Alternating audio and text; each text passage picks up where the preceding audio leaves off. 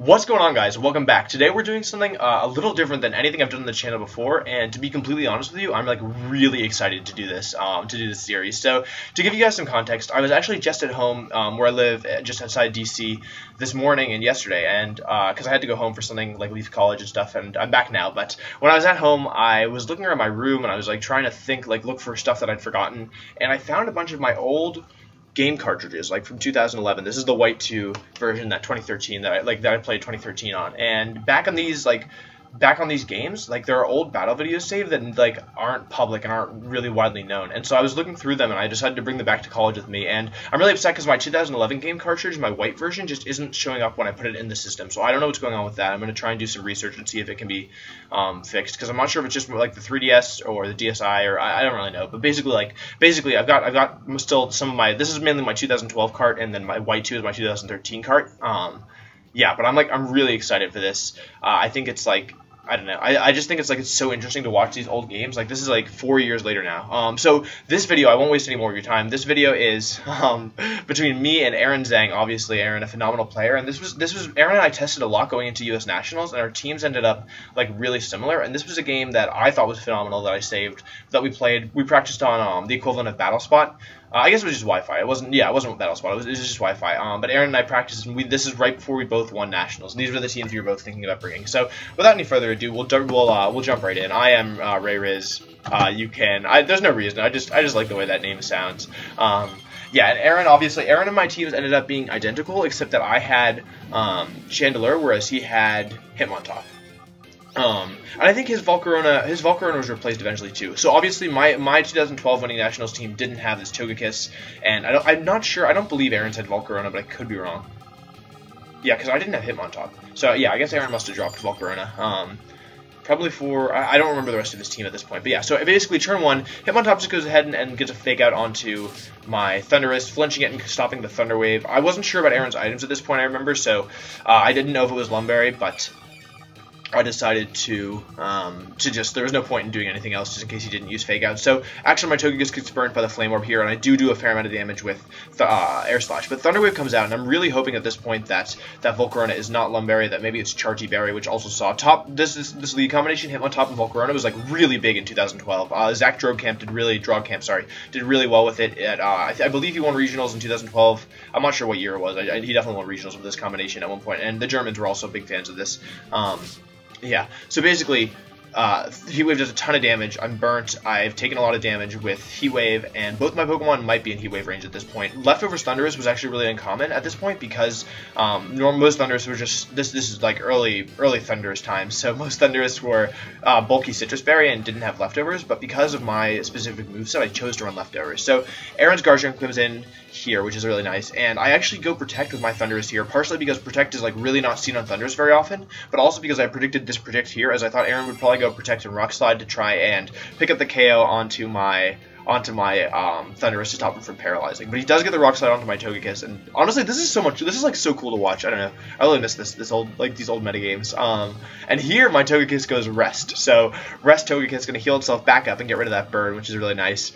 And let my Thundurus heal another turn of leftovers, which is super cool. So Thundurus heals more leftovers, and I don't know, this metagame was so cool. This is back before Garchomp had Rough Skin, before Kangaskhan existed, and back when Thundurus was super threatening, and Volcarona was not the Xerneas equivalent, but just definitely a Pokemon that was super threatening and you had to watch out for, and I don't know, it's cool. This is back when Garchomp had Sandbell too, which is fun. So Heat Wave does come out from that Volcarona. I'm gonna go ahead and pick up the KO on my Thundurus and do a lot of damage to my Togekiss, which is okay, but also pretty scary. And he goes for Dragon Claw, predicting correctly that Togekiss is no longer Fairy type, or was not yet Fairy type, I should say. So yeah, my Togekiss stays is asleep, obviously. It has to sleep for 2 turns, but it's going to go for the Sleep Talk here, so it's Rest, Sleep Talk, Air Slash, and I will reveal my last move here as being Psycho Shift, but it fails because it targets the Volcarona. That would have been really sweet, to be honest. And at this point, I send in my own Garchomp, which is also shiny. That's cool. Aaron and I spent a lot of time breeding our shiny Pokemon, obviously. So I'm going to protect my Garchomp here because I'm predicting him to go for the Dragon Claw into my Garchomp, which actually happens, partially because I also expected that because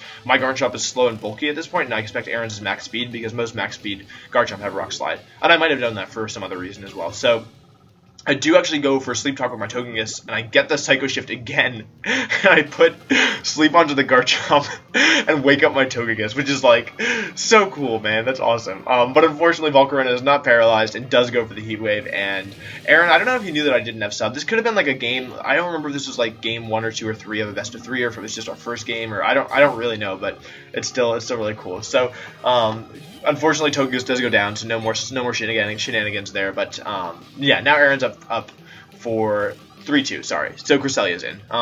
And my Garchomp goes sub here because I don't have Rock Slide, so I don't have an effective way of dealing with this Volcarona in one hit, and I also am aware that his Garchomp is faster. So I figured, I mean, I don't obviously remember my exact thought process, but probably what I expected is that either Aaron goes Heat Wave and breaks my sub, and if he does, Cresselia lives another turn, or he goes Bug Buzz into Cresselia, and if he does, then my Garchomp gets the sub for free. So obviously not an ideal situation because Volcarona does a lot of damage to Cresselia, but actually Aaron is going to be paralyzed here, so it's not gonna make a huge difference. And we do see the Yachi Bear and Garchomp, which is pretty standard. Also, I don't know if you guys know, but this is back when Aaron was in seniors and I was in masters, so that's also pretty cool. Like, this is a while ago, but my Garchomp does, yeah, I'm going for the Helping Hand Earthquake here, hoping it will pick up the KO, and also hoping for some good sleep if it doesn't. But it actually fails to pick up the KO on both Pokemon, so I was like, this could be bad. But fortunately, that Garchomp is going to sleep for one more turn, and he does go for the Bug Buzz, which this is +1 Bug Buzz, so and Cresselia is like pretty bulky, but it actually takes the KO. So RIP Cresselia, but thanks to the Icy Wind, my Garchomp is going to be faster than his Pokemon, and Aaron, knowing this, is trying to get another turn of spread damage out, so I'm going to go for the Earthquake here. There's no reason for me not to. I don't know when Aaron has him back. He hasn't revealed it yet, but I figure, I mean, obviously I'm not going to make like a big read here and just blow the game, so I do go for the Earthquake here, pick up the K on Garchomp. Volcarona is not paralyzed, and he sends in his Tyranitar, so this is back when most Tyranitars were like pretty bulky and ran Chocoberry, and they were used as like counters to Cresselia, and I mean, obviously you could run Tyranitar a lot of different ways. I personally had a Dragon Dance and Focus Sash that wasn't bulky on my Tyranitar, but yeah, most Tyranitar was like a really solid check to like Latios, sorry, and Cresselia, and to break sashes and stuff, and other stuff as well. And yeah, so Earthquake will come out and pick up the KO onto that Volcarona and do a lot of damage to Tyranitar, and you can see once again Sandville coming out and Garchomp. I mean, the Sandville didn't really matter there because Garchomp's going to win this game on his own. So yeah, watching these old games makes me like not like necessarily like nostalgic in a bad way, but just it makes me smile to like remember and to think about like the old metagames and stuff, because I don't know, there's like a lot of good games. What's really unfortunate is that like a lot of these, like, this is just like a game for fun. This wasn't even a tournament game, and I don't know, like, I just feel like a lot of really good games of Pokemon were lost, so I was kind of hoping with this series to bring back some of the games that I had, because, yeah, I don't know, it's really interesting. So, I hope you guys enjoyed this. I had a lot of fun finding this. It makes me smile and to watch it, and, yeah, I don't know, I think this is awesome. I have some more videos. I really want to get that white version going, or, yeah, I believe it's my white version, working, because there's one game in particular I'd really love you guys to see. It's, like, the game where I, like, knew that I could, like, play Pokemon, and I saved it, and it's awesome, and it's, like, it's back from 2011, and my first tournament ever, and I don't know, I'd love to show you guys that, because it's a really important game to me, and, like, you'll watch it and probably be like, this is lame, but, I don't know, I had a lot of, I don't know, it's, like, an important game to me, and everyone has those games, I think, in their career if they play long enough, so yeah, I want to kind of share some of these videos. So thank you guys so much for watching. I hope you enjoyed this kind of content. I'm sorry, I know it's not VGC16, but I still think it's interesting and fun. So if you enjoyed this content, please make sure to leave a thumbs up and a like. I guess a thumbs up is a like. I'm really sorry. And subscribe, and any suggestions in the comments. I could also go back over other like battle videos like that are on YouTube, like me versus Sajin, and talk about that, like what was going through my head, or like what I think was going through my head, and kind of like my thought process and stuff. Other famous games like from old metagames like that, but that's a little harder because they're not mine, and I don't want to like steal them or anything. So yeah, thanks again for watching, and I will see you guys next time. Expect more content like this in the future. Later.